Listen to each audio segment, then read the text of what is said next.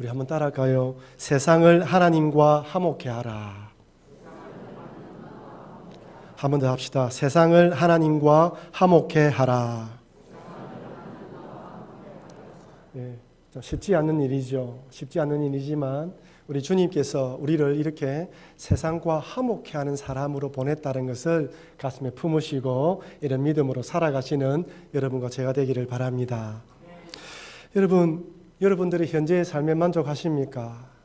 참 이 질문을 들으면 그 상황에 따라서 늘 바뀌는 것이죠. 때로는 만족하고 때로는 또 불만족하고 현재보다 좀 더 나은 더 좋은 삶을 살기를 바라는 것이죠. 아니 우리 모두 다 내 자녀는 좀 더 복된 삶을 살기를 바라는 것이 우리 모든 부모의 마음입니다. 하지만 이 세상을 바라보면 제가 지난주에도 말씀드렸던 것처럼 이 세상을 바라보면 참 긍정적이기보다는 부정적인 마음이 드는 것이 솔직한 마음입니다.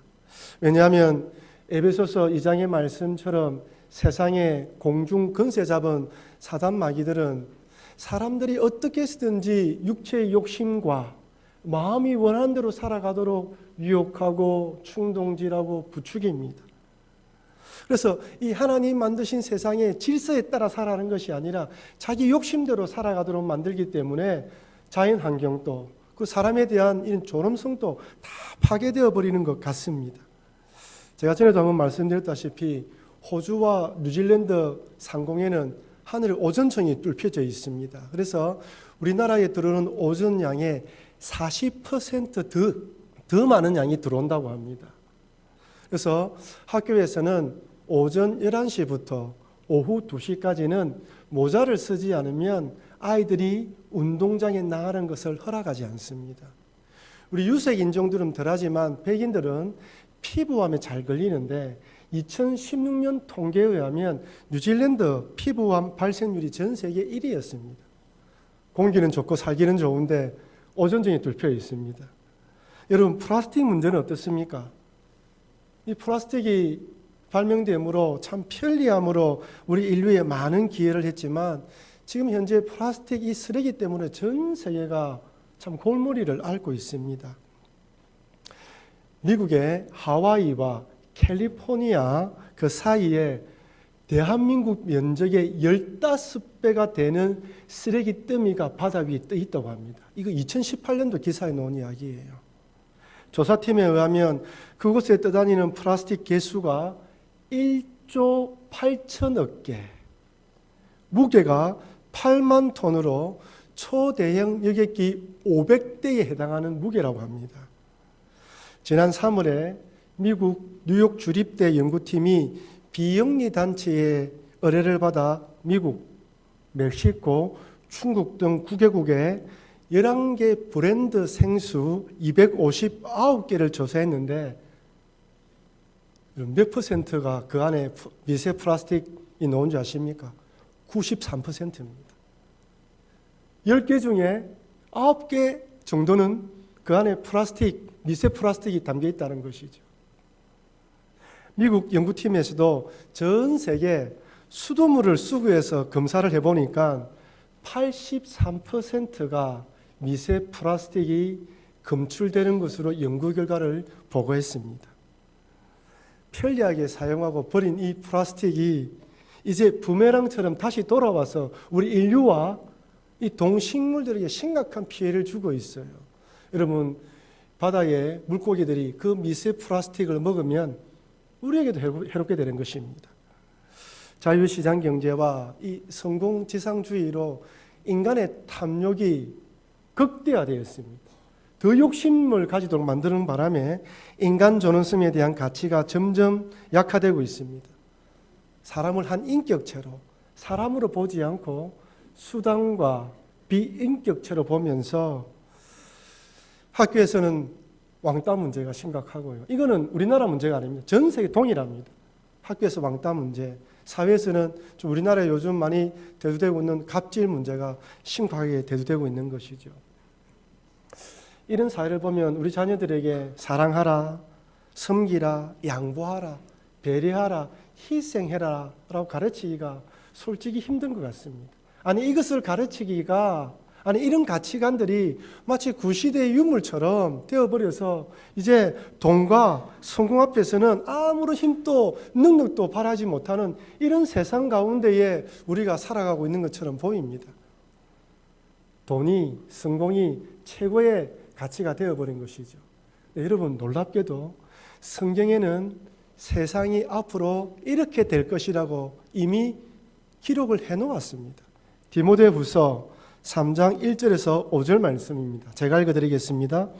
너는 이것을 알라. 말세에 고통하는 때가 이르러 사람들이 자기를 사랑하며 돈을 사랑하며 자랑하며 교만하며 비방하며 부모를 거역하며 감사하지 아니하며 거룩하지 아니하며 무정하며 원통함을 풀지 아니하며 모함하며 절제하지 못하며 사나우며 선한 것을 좋아하지 아니하며 배신하며 조급하며 자만하며 쾌락을 사랑하기를 하나님 사랑하는 것보다 더하며 경건의 모양은 있으나 경건의 능력은 부인하니 이 같은 자들에게서 내가 돌아서라. 여러분 10년 전에 이 말씀을 읽었을 때와 오늘 이 말씀을 읽을 때와 10년 후에 이 말씀을 읽을 때 우리의 마음이 어떨까요? 10년 전에는 설마, 20년 전에는 그렇지는 않을 거야. 세월이 지나면 지날수록 여기 기록되어 있는 성경 말씀이 정말 맞아 떨어져 가는구나라고 우리가 보고 있습니다. 여기 이 말세라는 것은 예수님께서 재림하실 마지막 시대를 의미하기도 하지만 예수님이 오셨던 때부터 다시 오실 모든 시대를 다 아우르는 말이에요. 예수님 오실 때까지 사람들은 자기를 사랑하고 돈을 사랑하면서 사나우면서 무정하고 부모를 거역하는 삶을 살아가게 된다는 것이죠. 왜 그렇습니까? 육체의 욕심과 마음이 원하는 대로 살아가기 때문에 자기가 주인되어 살아가기 때문에 다른 사람 눈에 보이지 않습니다. 오직 나의 행복, 나의 만족만을 위해 살아가기 때문에 세상은 앞으로 계속 이렇게 흘러갈 것입니다. 그런데 하나님께서는 이런 세상에 우리들을 그리스도를 대신하여 화목해 하는 사신으로 파송했다고 말합니다. 내가 일하는 직장과 사업터 그리고 만나는 사람들과의 관계에서 이 사명을 감당하라는 것이죠. 여러분 쉽습니까? 어렵습니까? 결코 쉽지 않습니다. 그러기 위해서 제가 지난주 말씀드렸죠. 먼저 우리가 하나님과 화목해야 한다는 것입니다. 예수 그리스도로 구원받았으니 하나님과 화목한 관계를 누리며 유지하며 살아가야 한다고 말씀드렸습니다. 첫 번째는 세상과 신앙생활을 하다 보면 내 뜻대로 되지 않기 때문에 우리 하나님에 대해서 마음이 다치기도 하고 섭섭한 마음이 있겠지만 용기를 내어서 우리 하나님 우리에게 은혜를 주시고 평강 주시기를 원하니까 그 하나님께 마음을 활짝 열자고 말씀드렸습니다. 두 번째는 살아가면서 본의 아니게 죄를 지을 수도 있고 알면서도 죄를 지을 수밖에 없는 우리이기 때문에 어떻게 하라고요? 죄를 자복하면 우리 하나님은 우리를 불쌍히 여겨주신다. 그래서 그 은혜를 바라보며 살아가자고 말씀드렸습니다. 다 그렇게 사셨죠? 일부에도 아무도 아멘 하는 사람이 없었습니다. 여러분 만약에 우리가 주님과 화목하지 않았다면 이 자리에 있을 수가 없습니다. 주님께서 은혜를 베풀어 주셨기 때문에 이 자리에 앉아서 예배드리는 거예요.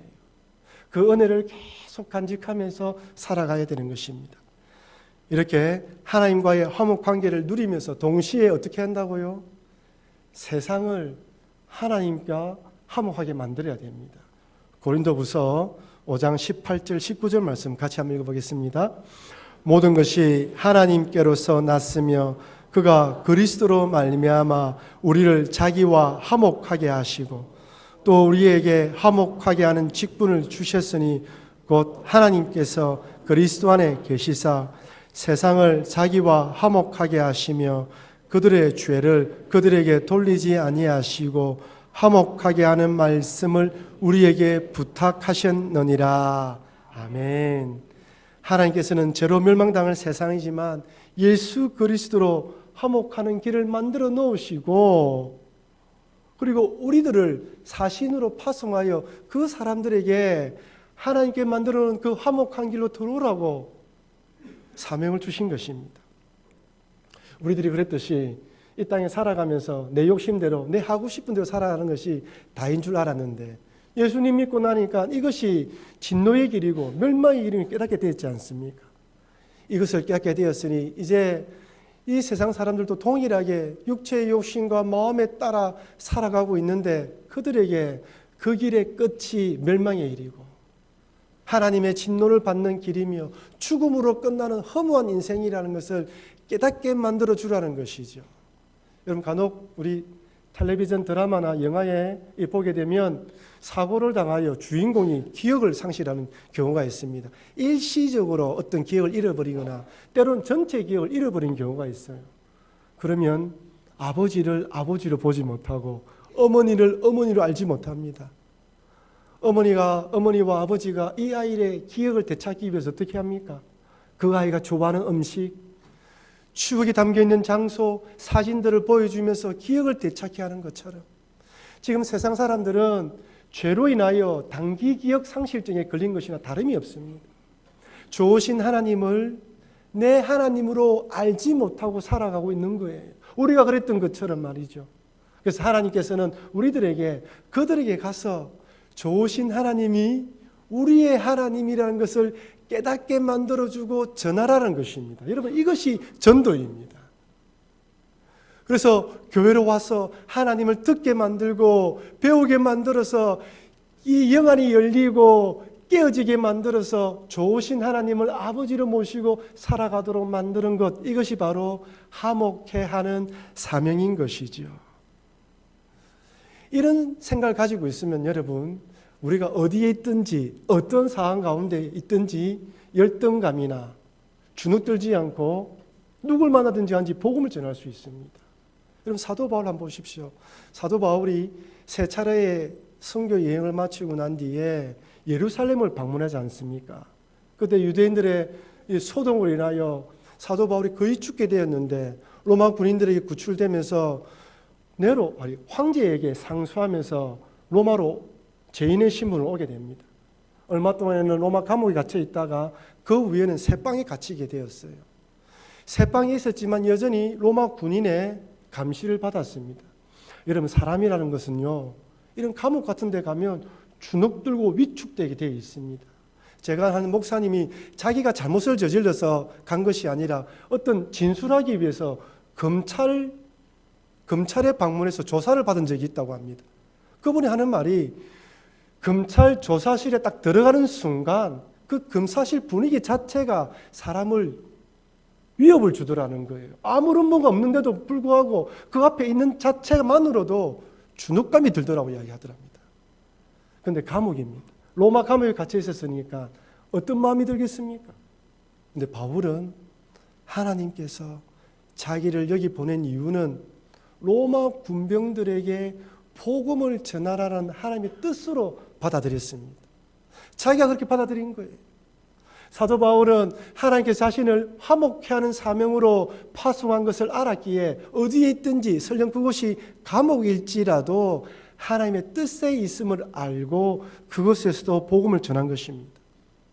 참 여러분, 내 마음속에 내가 하나님을 구원받았고 화목케 하도록 여러분이 현재 있는 그 직장, 사업터, 취미생활하면서 만나는 사람들을 만나겠다는 확신이 있으면 어떤 상황 가운데에서도 주눅들지 않고 열등에 빠지지 않고 복음을 전할 수 있는 것입니다. 여러분 이렇게 화목케 하는 사명을 감당하기 위해서는 두 가지를 염두에 둬야 됩니다. 첫 번째는 화목케 하는 사명을 감당하길 원하는 하나님의 마음을 깨달아야 됩니다. 깨달아지면 우리는 은혜의 풍성함이란 말씀처럼 하나님께서 정말 나를 통하여서 그 직장, 그 사업터, 그 가정, 지금 만나는 사람들에게 나를 파송했다는 확실한 마음의 확신이 없으면 안 된다는 것이죠. 빌립보서 2장 13절입니다. 우리 한번 같이 소리내어서 읽어보겠습니다. 너희 안에서 행하시는 이는 하나님이시니 자기의 기쁘신 뜻을 위하여 너희에게 소원을 두고 행하게 하시나니. 아멘. 하나님께서는요, 하나님의 기쁘신 뜻을 우리에게 소원으로 주십니다. 우리에게 어떤 일을 파송하고 맡길 때 우리 마음속에 먼저 하나님의 기쁘신 뜻을 알도록 만드신다는 거예요. 그 하나님의 뜻을 내 손으로 삼도록 기다리신다는 것이죠. 만약 그렇지 않으면 제가 여러분들에게 화목케 하는 사명을 감당하십시오라고 이야기를 하지만 이것은 하나의 구호에 지나지 않습니다. 아니, 억지로 하지 않으면 안 되는 의무사항과 강제조항이 되는 거예요. 여러분, 어릴 때 꿈이 무엇이었습니까? 어릴 때는 뭐도 되고 싶고 이것도 되고 싶고 나름대로 꿈을 가지고 있었지만 결혼하고 자녀를 키우면서 그 꿈을 다 내려놓지 않았습니까? 그러면서 우리 마음속에는 내 자녀만큼은 내 뒤를 이어서 내 꿈을 성취해주면 좋겠다라고 생각하시는 부모님들이 자기 자녀에게 자기 어릴 때 꿈을 강요하는 경우가 있습니다. 그 자녀가 잘 받아들이면 좋지만 그렇지 않으면 둘 다 불행한 것이죠. 지금 토트넘에서 뛰고 있는 손흥민 선수의 아버지도 축구 선수였죠. 축구를 하다가 부상을 입고 난 뒤에 축구를 그만두게 되었는데 그의 마음속에 내 자녀가 좀 훌륭한 축구 선수가 되었으면 좋겠다라는 이런 마음을 가지고 자기 자녀에게 축구 선수가 되기를 원했고 가르쳤고 그 아들 손흥민 선수가 잘 받아들였기 때문에 지금 이런 기쁜 소식을 우리가 들을 수 있는 것이지만 만약 아들이 원하지 않았다면 나중에 아버지 때문에 내 인생 망했다라고 이야기할 것입니다. 이처럼 하나님께서도 우리 그리스도인들을 화목케 하는 사신으로 파송하길 원하지만 그리스도인들이 이것을 내 손으로 삼기 원하십니다. 그렇다고 억지로 강제적으로 우리에게 주입하지는 않습니다. 세뇌 교육시키며 회유하거나 협박하면서 이 일을 안 하면 복 못 받아, 이 일을 안 하면 자녀들 축복 못 받아 이렇게 말씀하지 않습니다. 말씀을 통하여 도전받고 기도하시면서 그 마음을 깨달은 자들, 그들을 통하여서 이 사명을 감당하는 거예요. 많은 사람들이 예수님을 구주로 믿지만 모든 사람들이 다 사명을 감당하는 것은 아닙니다. 하지만 마음을 깨달은 사람들은 어떤 희생을 감당하더라도 이 사명을 감당하는 것이죠. 사무엘상 1장에 보면 자식을 낳지 못해서 하나님께 기도하는 한나의 이야기가 나옵니다. 저는 이 부분을 읽고 묵상할 때마다 늘 마음에 걸리는 부분이 무엇이냐면 한나의 서원이에요. 사무엘상 1장 11절 말씀 같이 읽어보겠습니다. 서원하여 이르되 만군의 여호와여 만일 주의 여종의 고통을 돌보시고 나를 기억하사 주의 여종을 잊지 아니하시고 주의 여종에게 아들을 주시면 내가 그의 평생에 그를 여호와께 드리고 삭도를 그의 머리에 대지 아니하겠나이다. 여러분, 한나의 서원이 어떤 것 같습니까? 좀 거래식으로 만약 하나님이 주신다면 내가 그 아이를 드릴 테니까 하나님 주십시오. 저는 마음이 편하지 않았습니다. 이런 기도는 세상 사람들이 우상 앞에서도 그렇게 기도해요. 옛날에 조선시대 때, 아니 오래전에 남아 선호사상이 강할 때 결혼하여 아들을 낳지 못하면 집에서 쫓겨나지 않았습니까? 그때 이 어머니들이 절에 가서 불공을 드리면서 기도하면서 자식을 주시면 드리겠다고 한 것이나 뭐가 다르겠습니까? 우리도 이렇게 기도해야 되는 거예요. 어렵고 힘들 때마다 하나님 이거 주시면 제 손을 잘라 드리겠습니다. 하나님 이거 주시면 내 첫째 아들을 드리겠습니다. 이렇게 기도해야지만 우리 하나님이 응답하시는 하나님일까요? 그런 하나님이라면 세상에 있는 신들과 똑같습니다. 그런데 한나의 기도는 그런 기도가 아니에요. 서울용동교회 담임 목사님이신 정형구 목사님께서 다스림을 받아야 다스릴 수 있다라는 책에서 한나의 기도를 이렇게 설명하시더군요. 한나가 마음을 다 쏟아서 기도했을 때 그녀의 마음이 하나님의 마음과 맞닿게 되었다. 하나님께서 그녀의 마음을 아셨을 뿐 아니라 그녀 역시 하나님의 마음을 알게 되었다. 개인의 문제가 그가 속한 시대의 고통과 회복과 연결되어 있음을 보게 했다. 쉽게 말씀드리면 한나는 하나님께 간절히 기도하면서 하나님 마음을 알게 되었다는 거예요. 자신은 자식이 없어서 괴로워하면서 눈물 흘리며 기도했지만 하나님께서는 그 당시 하나님 믿는 신실하고 진실한 믿음의 사람, 그 시대를 하나님의 말씀으로 회복할 믿음의 사람이 없는 것을 보시면서 아파하시고 괴로워하시고 통회하시는 것을 깨닫다는 거예요. 한나가 자식이 없어서 괴로워하는 것처럼, 불임으로 괴로워하는 것처럼 하나님은 믿음의 자녀가 태어나지 않는 것을 보며 안타까워하는 것을 깨달은 거예요. 그 마음을 깨달으면서 한나가 그렇다면 하나님 내게 자식을 주시면 그런 자식으로 양육하여 하나님 드리겠다고 서원한 기도한 것입니다. 이처럼 하나님께서는 우리 모든 성도님들이 기도하면서 하나님의 마음에 와닿기를 원합니다. 공중에 기도하고 떠 흩어지는 소리가 아니라 기도하면서 하나님의 마음을 깨달아 하나님께서 우리를 통하여 하기 원하시는 그 사명을 나의 소원으로 삼기 원하는 것이죠. 그럼 여러분, 하나님의 마음에 닿는 그런 간절한 기도를 하시기를 바랍니다. 하나님께서 여러분들을 현재 학교와 직장 그리고 사업대에 파송하셔서 화목케 하는 사명을 감당하기 원하신다는 것을 나의 소원으로 삼도록 하나님 마음이 깨달아지도록 기도하십시오. 그럴 때 어떤 희생과 헌신을 요구한다 할지라도 기꺼이 감사하며 이 사명을 잘 감당할 수가 있는 것입니다. 둘째로 하나님께서 화목케 하는 사명을 위해 나에게 맞는 재능과 은사를 주셨음을 믿어야 합니다. 하나님께서는 우리들을 그리스도를 대신하여 화목케 하는 사신으로 보내면서 아무것도 없이 보낸 것이 아닙니다.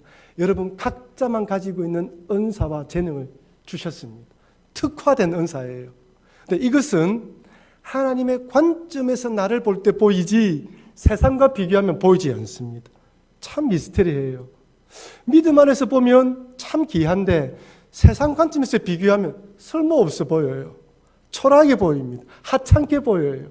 절대 감사할 수가 없어요. 그래서 경쟁과 비교식으로 보면 안 됩니다. 고린도 교회를 보십시오. 고린도 교회는 하나님부터 은혜와 은사를 많이 받았습니다.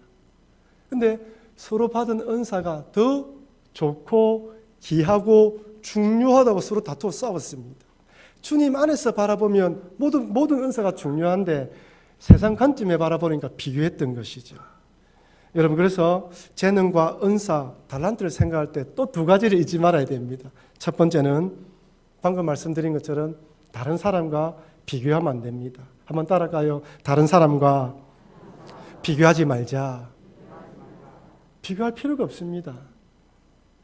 하나님께서는 각 사람에 따라 은사와 재능을 주셨고 또한 달란트 비율을 보면 차등 지급하셨죠. 어떤 사람에게는 5달란트, 어떤 사람에게는 2달란트, 그리고 1달란트를 주셨어요.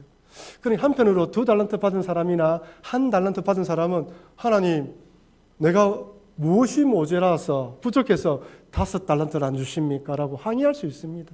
아니 1달란트 받은 사람은 자기가 1달란트 받은 것으로 불평과 불만했는지도 모르겠습니다.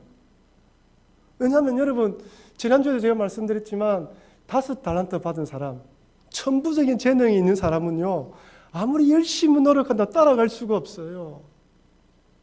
이 뭔가 모르게 이 보통 사람보다 탁월한 사람이 있지 않습니까? 이 사람은 따라갈 수가 없는 거예요. 살리에르 정군 들어보셨죠? 살리에르 정군. 1인자를 질투하고 시기하는 2인자의 심리를 가리키는 말입니다. 이탈리아 출신의 대음악가인 안토니오 살리에르의 이름에서 유래되었습니다. 이 사람은 모차르트가 나타나기 전에는 1인자로 인정받는 궁중음악가로 사람들이 사랑받는 사람이에요. 그런데 모차르트의 음악을 딱 듣는 순간 천재인 거예요. 천부적인 재능이에요. 자기가 아무리 노력해도 따라갈 수 없다는 것을 알고 그냥 저 사람은 하나님께서 5달란트 주셨구나 인정하면 되는데 인정이 되지 않아요. 평생을 열등감과 미움과 시기로 살아갑니다. 그래서 그런 마음을 가진 사람들은 어떤 사람이라고요? 살리에르 정군을 가졌다고 이야기를 합니다. 근데 여러분 질투할 필요가 없습니다. 왜 그렇습니까? 하나님께서 5달란트 받은 자가 5달란트 일을 남기고 2달란트 받은 자가 2달란트 일을 남겼을 때 한글 성경에도 똑같이 잘했다, 충성된 종이라 칭찬하듯이 헬라어 본문에도 똑같은 말을 하고 있어요. 하나님께서는 5달란트 받은 자에게는 5달란트를 요구하고요. 2달란트 받은 자에게는 2달란트를 요구합니다. 내게 주어진 가운데 최선을 다하면 되는 것이에요. 만약 5달란트 받은 자가 2달란트만 일을 남겼다면 책망했을 것입니다. 그러나 2달란트 받은 자가 2달란트 남긴 것은 칭찬한다는 것이죠. 그러니 많이 맡긴 자에게는 더 많은 것을 요구한다는 것을 잊지 마시고 비교하지 마십시오. 우리 부모님들, 내가 이것을 믿음으로 받아들이지 않으면요, 내 자녀를 더 경쟁으로 몰아붙일 수밖에 없습니다. 하나님께서는 그 자녀가 태어났을 때 그에 맞는 은사가 재능을 주셨는데 우리가 믿음이 없어서 그것을 보지 못하는 경우도 많이 있다는 것이죠. 두 번째로, 이 달란트를 생각할 때는 두 번째로 열매 맺지 못하면 빼앗긴다는 것을 기억해야 됩니다. 1달란트 받은 종은 주인을 굳은 사람으로 판단하고 주신 달란트를 땅에 묻었습니다.